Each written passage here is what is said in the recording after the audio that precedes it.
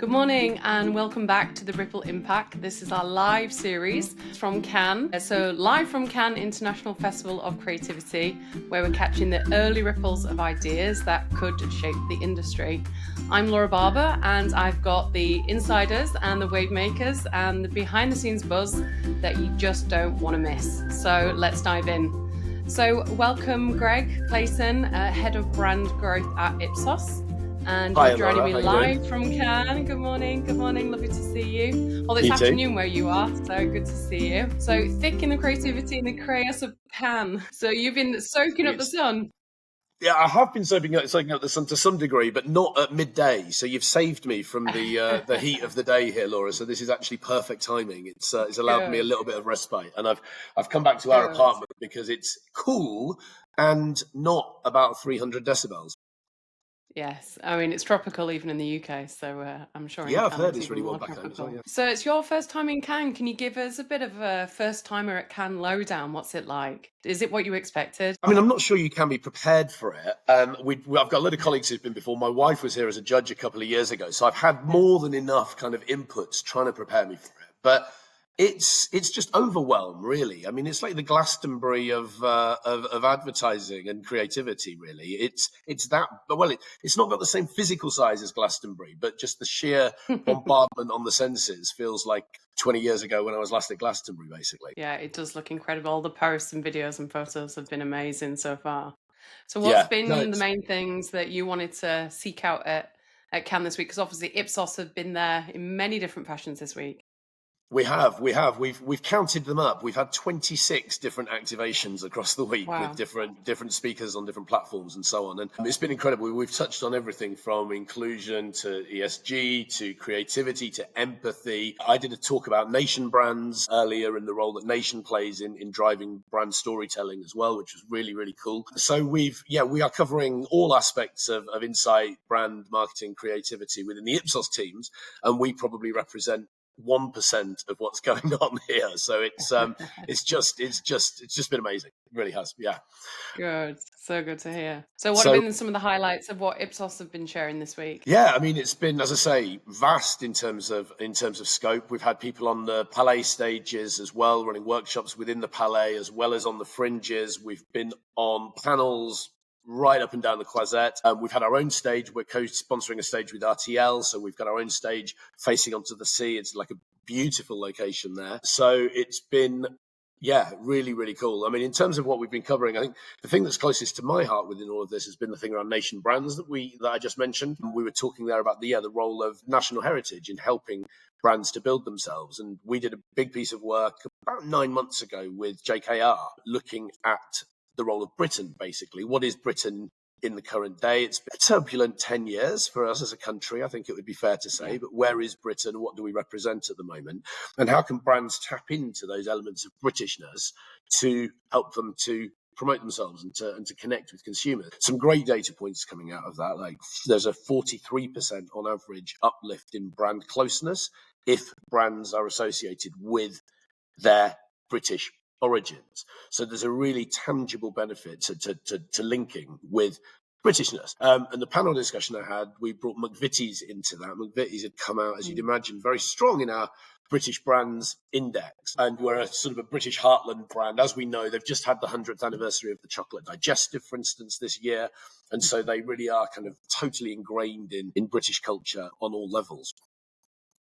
I love that. There's many brands out there that are almost British brands, kind of institutions that are very much in the fabric of people's lives. And I think it's so lovely for brands where they do have that in that heritage and they do have that in their DNA to really lean into the culture of where they're from and where they're built, where their employees work and their stories. So I think it's a lovely way for brands to feel close to consumers and bringing the cultural element in. So that's a fantastic example.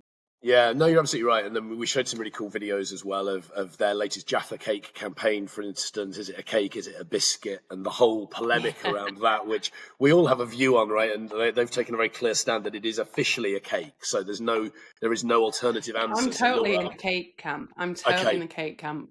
No, I'm it's glad. not I mean, this could have been right? So it's not a biscuit. So it goes stale. I think it's not a biscuit.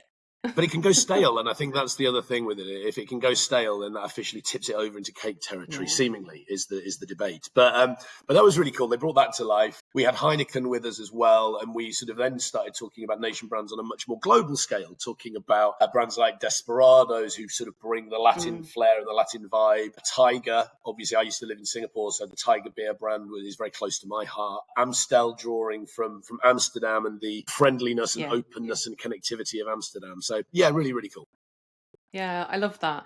And I always say to people, like when I'm trying to explain my job to my parents, which is always amusing, I always say to them, look, brands don't exist, products do. So you can pick up Yeah, a product from the shelf or wherever, but brands are more about meaning and association of values and identity and feelings. And what you tell your friends. So it's always quite hard precisely. to explain to them. But I think that's where the cultural thing is so wonderful, isn't it? Because that is truly about associations and identity and values and colours and semiotics, and what a Correct. wonderful world for brands to explore in.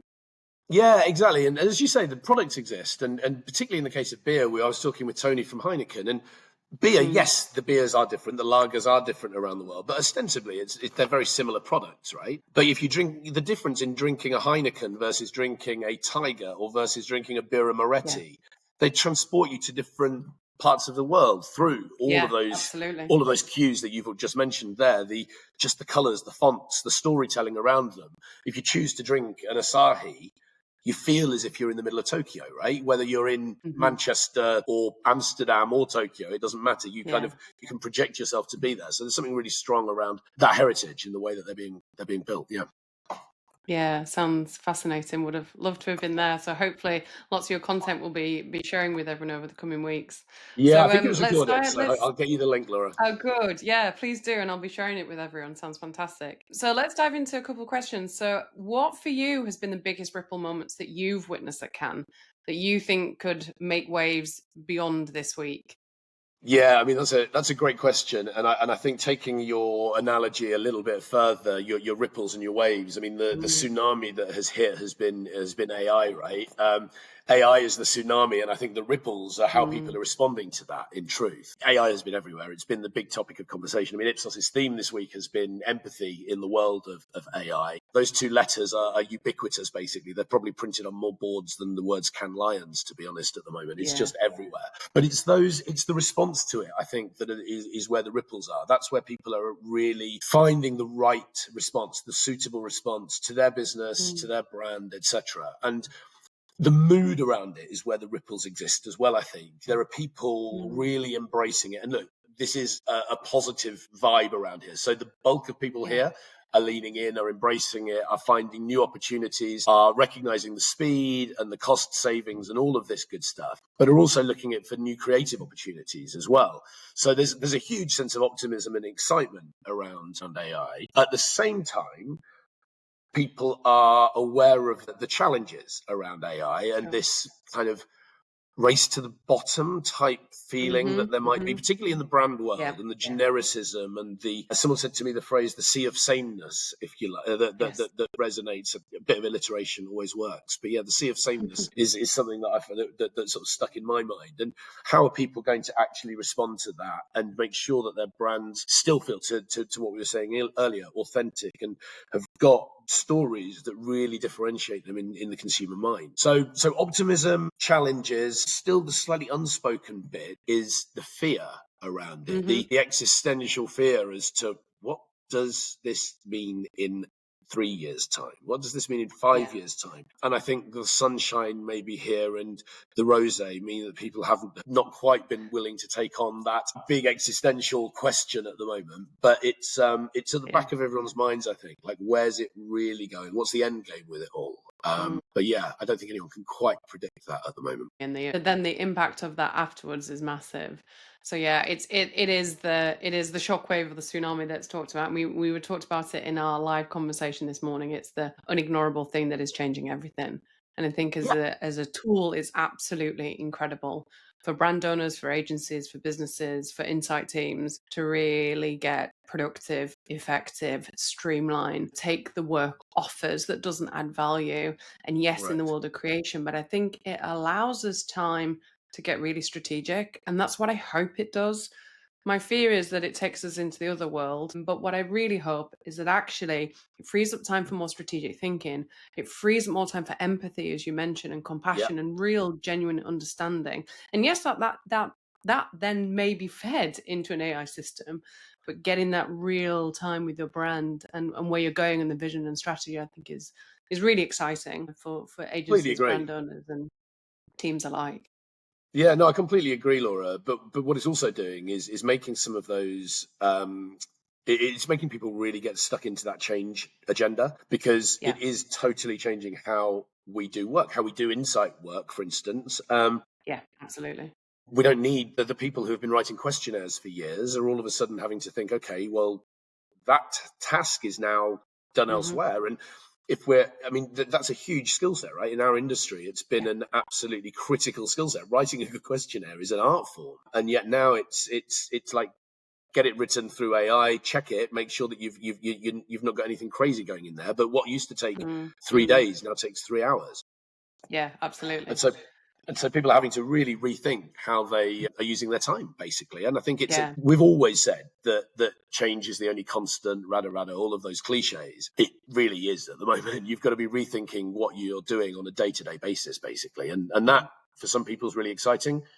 For others, it's a bit scary. Yeah, and I think we've never had to pivot and adapt as much as we are doing now. What's interesting, you mentioned, questionnaire writing is an art, and I agree because, there's always these, sayings that roll around in the insight world of rubbish in, rubbish out. Yeah, You write a terrible questionnaire and you're not really going to get to the insights that you really need that's going to help your brand make decisions, make change, build innovation, whatever that might be.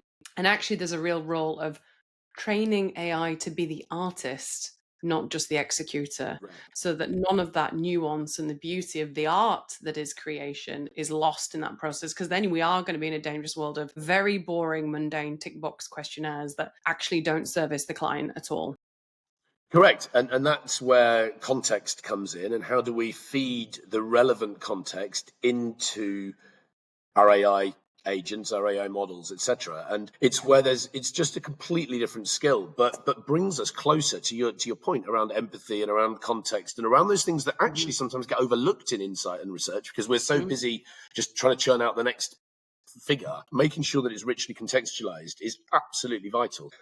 I'm quite excited by that because I think it's bringing the worlds of qual and quant research back Mm. together again. I think they kind of diverged and there are different paths, but it's quant and qual are kind of becoming much more linked again because the storytelling and the inputs that we're putting into the AI often have to be text based. We're having to find great, rich contextual sources in order to feed the agents appropriately. And then we're able to generate quant figures and ideas on the back of that. But it's bringing skill sets together. So there was a brilliant talk Tuesday. I've lost track of the days. I don't know. One of the days this week. I think it was Yeah, we're on Tuesday. day 4 already. I'm not surprised. Yeah, exactly. But a great talk about the evolving skill sets within the Mhm. industry, basically. What's the next 3, 5 years going to mean? And people have specialized quite a lot over the last decade, maybe. What the panelists there were talking about was that actually generalists are going to be coming back to the fore again. It's Mm. going to be people Mhm. who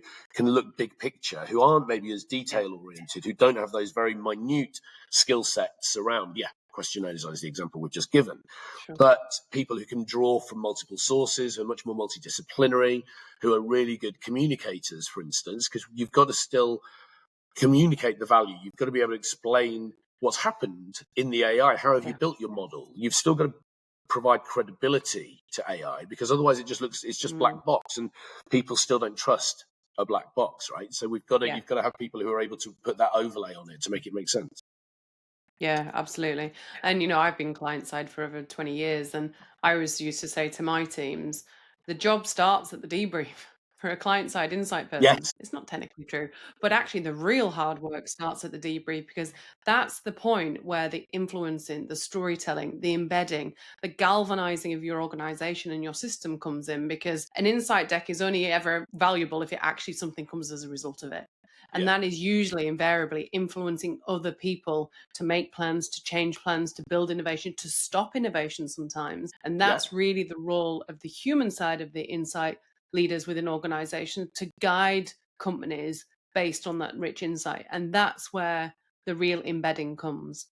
And AI Completely can't agree. currently do that. Maybe they will, but at the moment, that embedding and the influencing and the stakeholder management is absolutely essential to make sure that those insights actually turn into action that consumers are going to feel, see, touch, taste, etc. Totally agree. There was another interesting talk. There was a whole stage called the Insights Lighthouse at Cannes, which is Yeah. brilliant. Monday, Tuesday, particularly, which we co-sponsored Yes. along with a variety of others, and it was brilliant. I mean, 2 days of just like solid, like nerdy insight stuff. It was fantastic. But there was a lot Geeking of out, chat I love around. it. Yeah, exactly. It was fab. But there was a lot of talk there about how do we activate research findings into businesses better, into our clients' businesses. And AI is helping us to do that in some ways. We're able to generate now like persona bots, right? So if you've done a segmentation, or it doesn't even need to be quite as formal as a segmentation, but you're able to really empower in-house teams and marketing teams to be able to go back in and actually talk to their consumer through persona bots. And that as a way of activation, as a way of bringing it to life, is something that we've never really had before. Activating a segmentation. How many segmentations have sat on shelves, right? I mean, a successful segmentation is a rare thing, right? But now we're able to actually activate them much better and really empower teams to get stuck in to their own consumers and ask them questions and engage with them. And I think it brings them to life in a way that we've never been able to do before. So that's, for me, a really exciting use of AI. Also, synthetic data. We're doing a huge amount of work on synthetic and digital twins at the moment. And again, this is a way of just giving a different depth of access to respondents and to consumers that client-side teams haven't had before. If we think about really hard to reach consumers, really hard to reach audiences, so I'm thinking maybe in the luxury sector, for instance, or in B2B sectors, where it's really difficult. You can't research hundreds of CEOs. You might be able to research a few of them, but it's expensive, they're time poor, really hard to get hold of.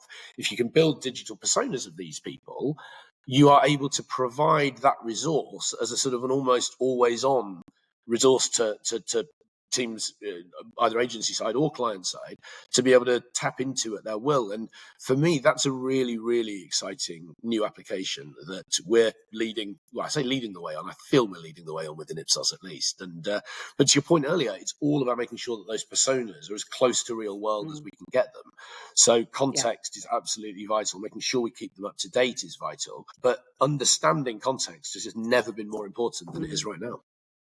Yeah, I love that. And I love the example of the personas as well, because I'm a big advocate in organizations of getting people, whether that's your marketing teams, R&D, your exec, whoever you're trying to influence, to really feel it.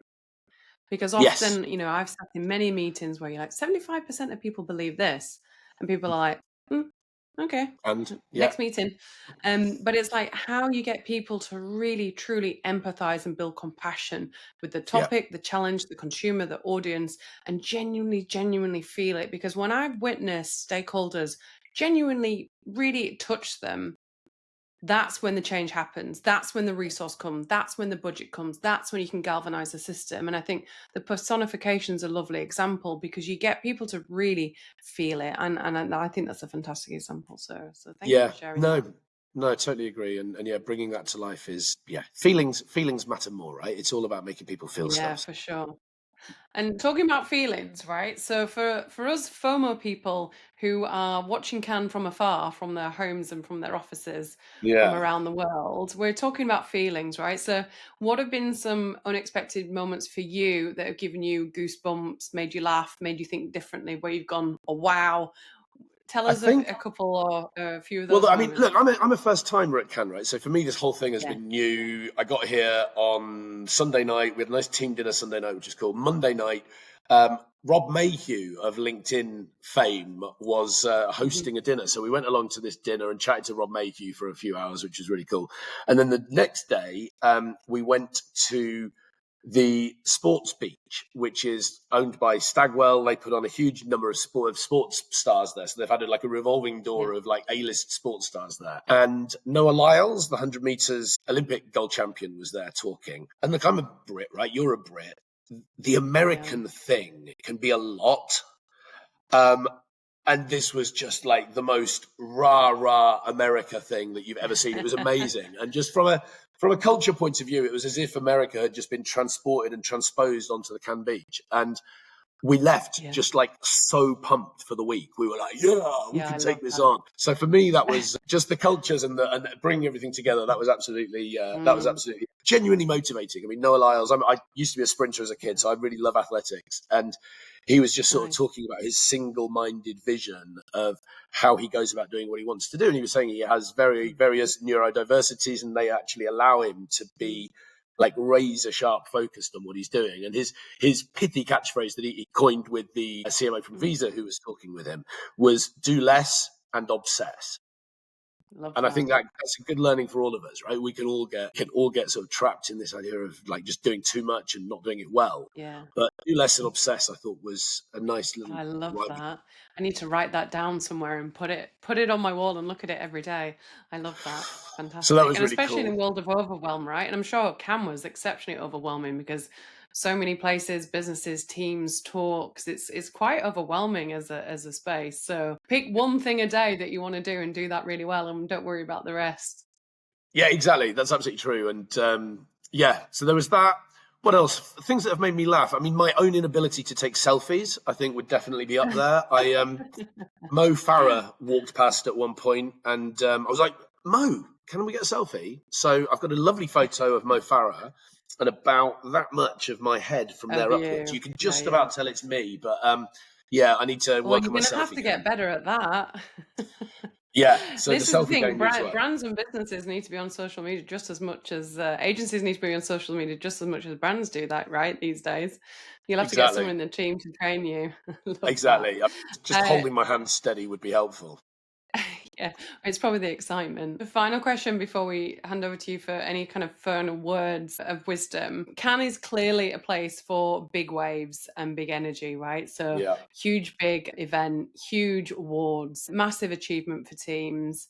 But what tiny ripple have you heard in a hallway or in passing or on a beach or on a slide that you think people should be paying more attention to, that maybe didn't make it to the main stage, but you think is in ripple that more people should be discussing? I think it would be the thing that I was at yesterday afternoon where Byron Sharp was on stage talking with two ladies from Amazon Business about distinctive brand assets. We've done loads of work around distinctive brand assets ourselves. We've got some great reports on it for any viewers who are interested. But it was a really, really cool talk from him. And they talked about how vital it is just to be consistent and to reinforce those brand assets time after time after time.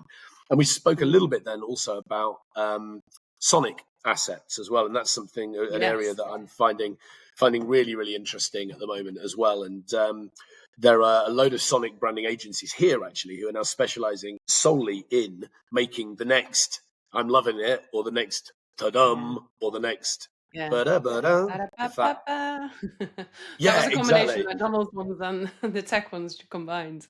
Yeah, they do. So no, but I just think they're just so important, and I think particularly to your points earlier around overwhelm, the cut through that a sonic asset can have, I think, is absolutely massive. So not sure it's necessarily. They say, don't they, that music is the biggest trigger of memory, followed by smell. I believe it's in that order.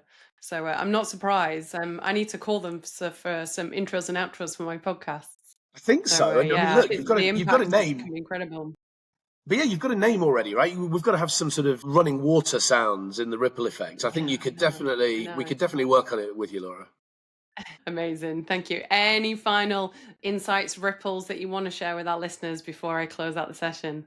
I mean, I guess the last thing for me is just to show you this arm of wristbands. Yes. I mean, I feel like I'm not cutting any of them off, by the way, because I want to make sure that my daughters see them when we get home, because I think they love a good wristband. They keep theirs on from summer festivals through until December. Yeah. So I just want to get those up on record. Basically, it's a very a very colourful wrist that I'm sporting at the moment. Very nice, and I'm sure it's a marketing tool as well, right? In terms of getting brands in people's photos and totally. So, very clever, very clever. Yeah, I'm representing us and a load of competitors.